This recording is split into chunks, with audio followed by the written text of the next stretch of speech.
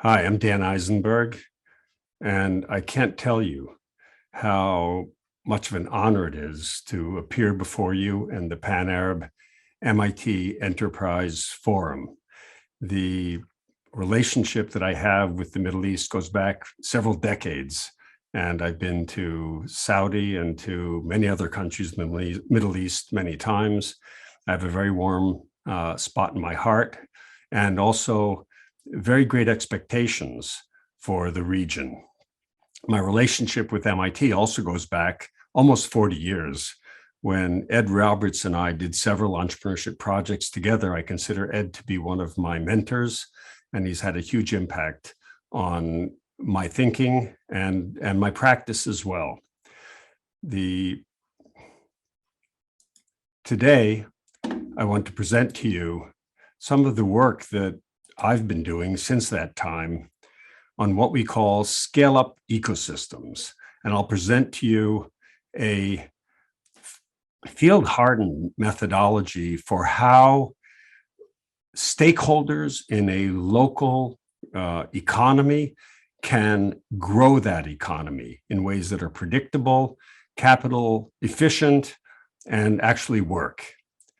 And this is the result of a project that or a mission, I would say, that we set for ourselves almost 15 years ago to create a way to use entrepreneurship to have an impact on society, to enhance a broad base of local prosperity in a way that's rapid, that's replicable, it's resilient, it's relevant for what I call normal economies, and it's based on local capacity and assets. It's based on the things that you have right now at your hand.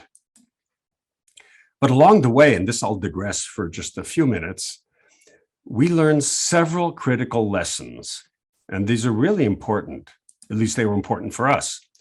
One of these lessons is that entrepreneurship cannot mean everything. There's something called semantic drift.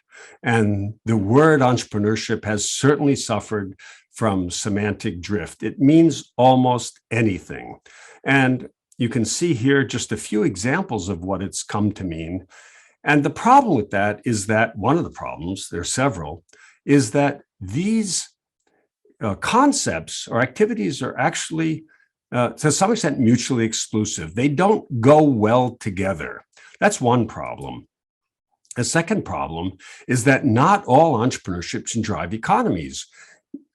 Unicorns, a term that personally I think is detrimental, as you'll probably hear later, doesn't have the same impact as, let's say, self-employment, small business, disruption, and innovation, which are some of the terms that we've come to associate with entrepreneurship.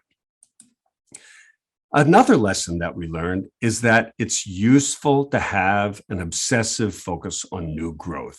This is really important because what it says is that entrepreneurship is driven not by the age of the asset, but it's driven by the value that the entrepreneur infuses in that asset. And so instead of helping to grow more and more new firms, and by the way, the vast majority of programs to encourage entrepreneurship are focused on creating more and more new firms. Instead of that focus, it's helpful to have a focus on growth, on helping more and more local firms get new growth. And this is kind of a mantra that I'll come back to a few times. And by the way, I use the word useful. It's not right or wrong, but if your objective is to create broad-based prosperity in a specific region, then it's more useful to focus on helping local firms and a broad base of local firms more and more get more and more new growth. In fact, there's evidence for this, that sustainable broad-based prosperity requires local firms to grow. Now, this may sound fairly simple and obvious, but it flies in the face of what's now become the conventional wisdom, that what's important is to focus on young firms or technology firms.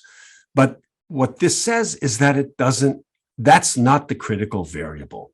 The critical variable is growth of firms, regardless of the age, regardless of the sector. And by the way, the scale-up ecosystem methodology is also consistent with the Sdg goals. Not all of them, but quite a few of them. You can see a few of them that are listed here. And that's something that's important to keep in mind as I go forward. Another lesson that we learned, and this is now diving into the methodology itself, is that fostering or cultivating scale-up ecosystems, remember, ecosystems in which more and more local firms can grow more and more rapidly, it requires 4 pillars of activity. Demonstrating that growth can happen and doing so quickly. Because in order to generate the momentum of growth in a given region, things have to happen quickly, or there's a benefit, let's say, for them to happen quickly. Secondly, that growth needs to be communicated broadly. Thirdly, it's a team sport. It's not something that just you, the entrepreneurs, and I know many of you listening to this are entrepreneurs yourselves who are trying to grow your companies.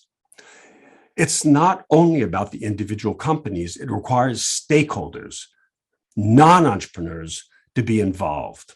And again, I'll delve into this. And then fourthly, to do so in a way that's sustainable, not from an ecological perspective, but from an economic perspective and a social perspective. So what I'm going to do is I'm going to touch on each one of these 4 pillars very briefly to illustrate what I'm talking about.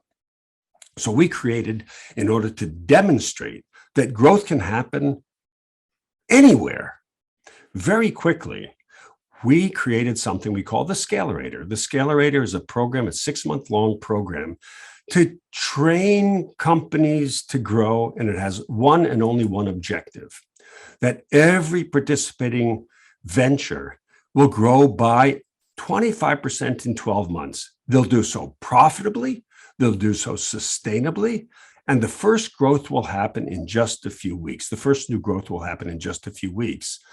This slide, there's a lot of stuff in this slide. I don't expect it to all make sense, but the message here is to show you there are a lot of pieces to the Scalerator. This is a well-honed program that we've done now 25 times, and that's actually by now 8 different economies, very different, some what we call low income, moderate income, high income economies.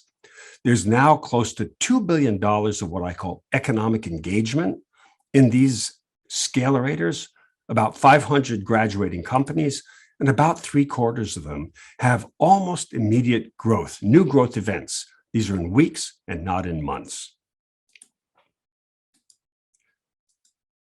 I'll just give you one example from Northeast Ohio. This is a little bit old, but a couple of years old, but this is continued. So in the first 4 cohorts of the Scalerator in Northeast Ohio, the companies represented coming into the Scalerator about $400 million of revenues. About 2,000 people were employed in these companies collectively.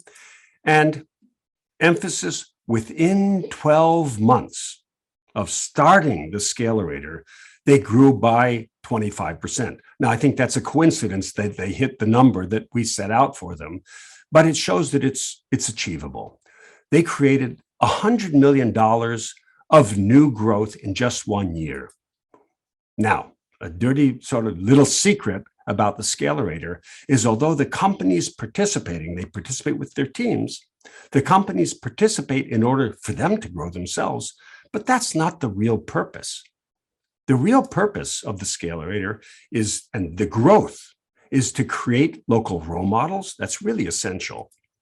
To spread the learning about how to grow to other companies in the same area, their friends, family, suppliers, customers, or people that just hear about their growth and want to learn how it's done, and to inspire others to try harder, to show that growth is possible. When you show that growth is possible, people who see it are inspired to try it themselves. And this together impacts and creates a local culture of growth. We call it a culture of scale up. Scale up, by the way, is just another more evocative word for growth. And by the way, I'll say the scale rate, and this is in contrast to almost every other program. There aren't that many programs in the world that focus exclusively on growth. But in contrast to all of them, it's not selective. Approximately 25 to 50% of all the applicants, sometimes 80%, are accepted. Applicants that meet the basic criteria. Now, the second pillar, and I'm moving really quickly because time is limited. The second pillar is what we call communicating growth broadly. It's not enough for those companies that are growing just to grow. Of course, it's a necessary, but it's an insufficient condition. That growth has to be communicated and communicated broadly. You all know the conundrum that if a tree falls in the forest and no one hears it, does it make a sound? Well, it's a little bit like growth as well. If growth happens in a given region and nobody knows about that growth, nobody sees it or hears about it, it doesn't have that much impact. It has some, but not nearly as much as if people know about it. So communicating this, what I call real growth, it has several impacts. One is that it increases ambition. It leads more and more people to try harder and try longer to grow because they know it's possible. It gives them access to growth resources, which primarily knowledge is the most important growth resource. The third pillar, which is to engage, align the stakeholders so that they will invest in the environment, the ecosystem of growth, is in many ways the most complex to describe and to understand. Because as I said before, it's a team sport. So those of you in the audience who are entrepreneurs, your first concern should be growing your company. But many of you are also concerned and interested in playing a role in your communities. The point here is that it takes more than just the entrepreneurs to build this community, this ecosystem of support. Now, let me digress just for a minute because I want to say something about ecosystem diversity. This is a little bit academic, but there are two kinds of diversity, and they're both really important. We make a big mistake by exclusively focusing on technology startups, in part because there are many other drivers of growth, not just technology startups, and also because for the technology startups to succeed, they need other kinds of businesses around. They can't succeed in a vacuum. So the business diversity is one aspect of a healthy ecosystem. So you need to have, and you need to foster family businesses. You need to foster franchises and logistics and services and healthcare, financial services, etc. You need small businesses. You need big businesses. So the focus, the exclusive focus on startups is fundamentally a mistake and should not be the focus of the primary focus, anyway, of our entrepreneurship policies and programs. And now, secondly, the connectedness among these diverse kinds of businesses is also important. There's a second dimension of diversity that I call institutional diversity. And these are the non-entrepreneur, non-business stakeholders without which or without whom you would not have a healthy ecosystem. And there you also need diversity. So many times we focus exclusively on government and the role they play, or exclusively on universities and the roles that they play. Those roles are important, but we also need regulatory bodies and foundations and financial markets, and you need commercial associations, you need the media, you need research, and all these are also very important. And the connectivity among them, the connectedness among them is also important. And also then the connectedness, the interaction between the businesses and the institutions is essential. And I discovered this when I was doing some research on the innovation ecosystem in Boston. And I saw how much crossover there is of people among these different diverse elements. So for example, university professors may go and help start companies. They may join government. They may help start venture capital funds. The venture capitalists may go into government and may come out and teach, for example, at MIT. So this kind of crossover is really important and an important element. We see when entrepreneurship thrives, you see this fluidity, so to speak. Now, back to our scale-up ecosystems, there are 6 domains. This is kind of a famous diagram. I call it sometimes a cartoon because it's a real oversimplification. But there are 6 domains, all of which are important, not all at once, but eventually, that when you see this kind of growth, more and more local firms growing more and more rapidly, you see in parallel the evolution of these 6 domains that are aligned, engaged, and supportive of entrepreneurship and entrepreneurial growth.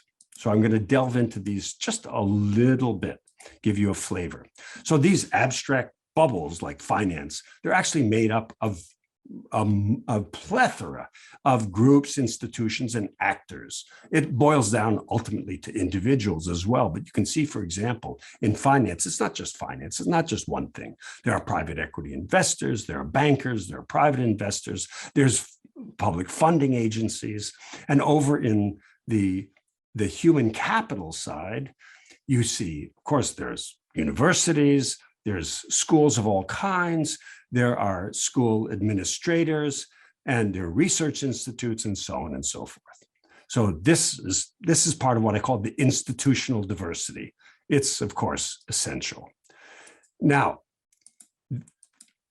what's also important is that these institutions, these stakeholders, they align, engage, and invest in scale-up ecosystems. Remember, more and more local firms growing more and more rapidly, they do so. Why do they do so? Well, at one level, they do so in order to help because they're civic-minded. But that is not as sustainable as when that desire to help and to contribute is aligned with other goals and objectives or needs that they have. So for example, bankers who want to cultivate their communities, when they do so as a business development activity, it's stickier because what the bankers want is they want a better loan book. They want profitable clients who can service their debt.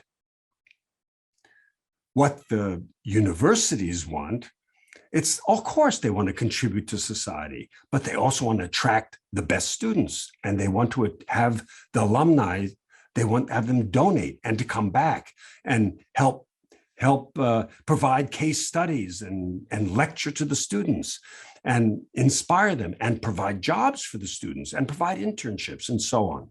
So the needs are different. And the good thing about more and more local firms growing more and more rapidly is that can provide a broad variety of benefits to a broad variety of stakeholders. That's the really good news. I'll give you an example from Manizales. Manizales is a 500,000 person city. It's a region, but there's a city there, Manizales, in the middle of Colombia, in the coffee district. And it's what I call a normal economy, middle to low income. When we started working there around 2010, they had lots of problems. They had corruption, there were natural disasters, there was collapse of the local economy, high and rising unemployment, etc.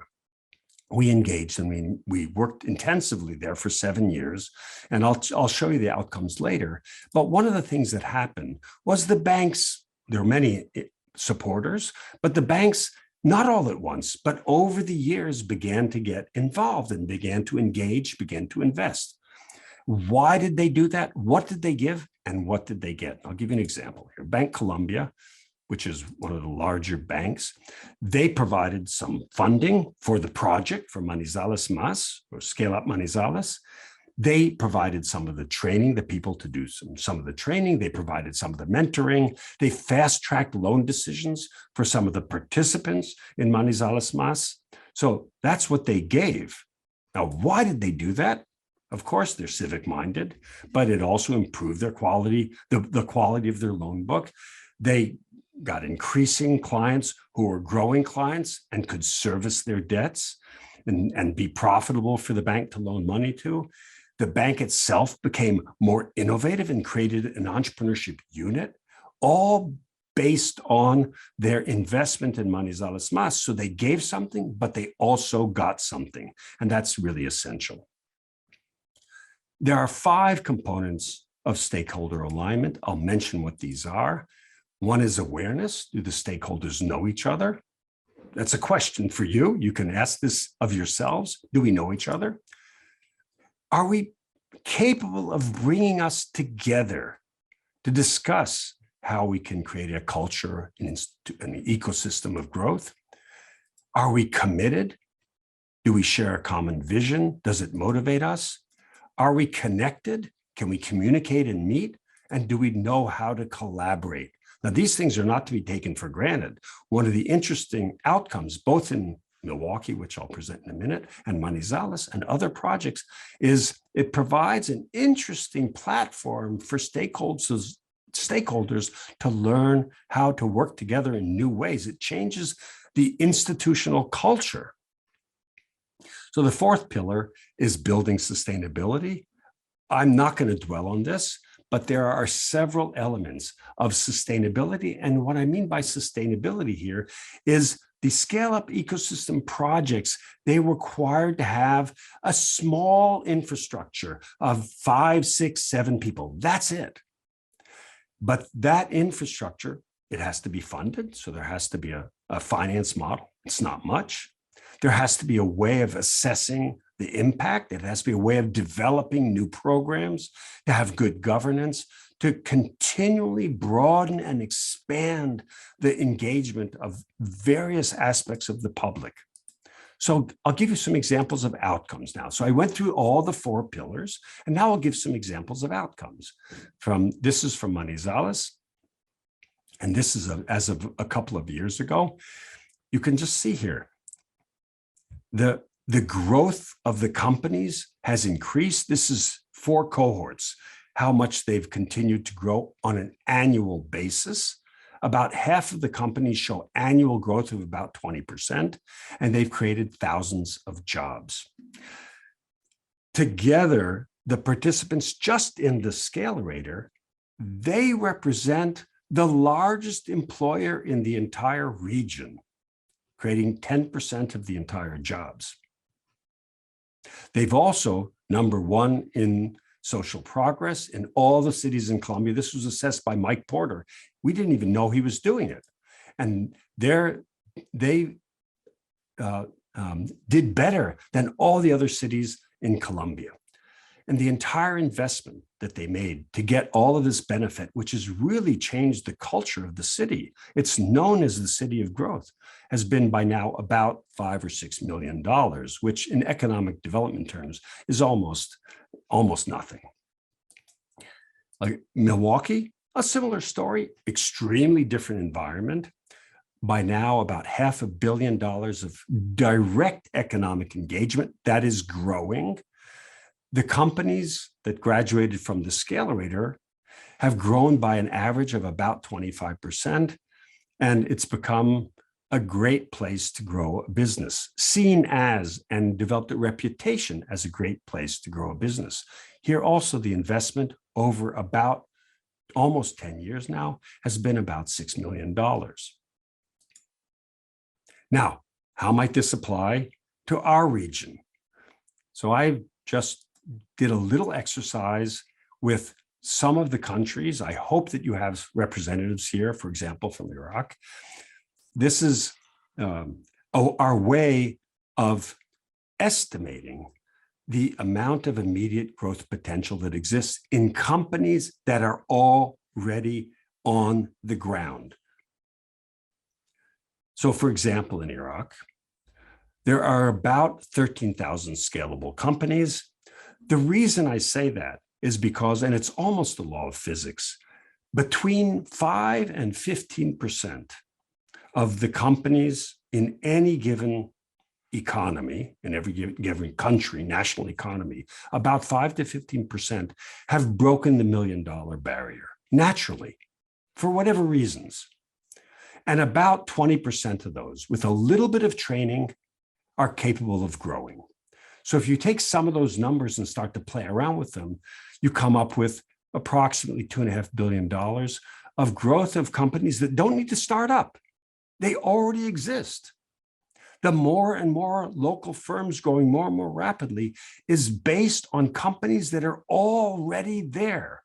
You can create the virtuous circle with assets that exist.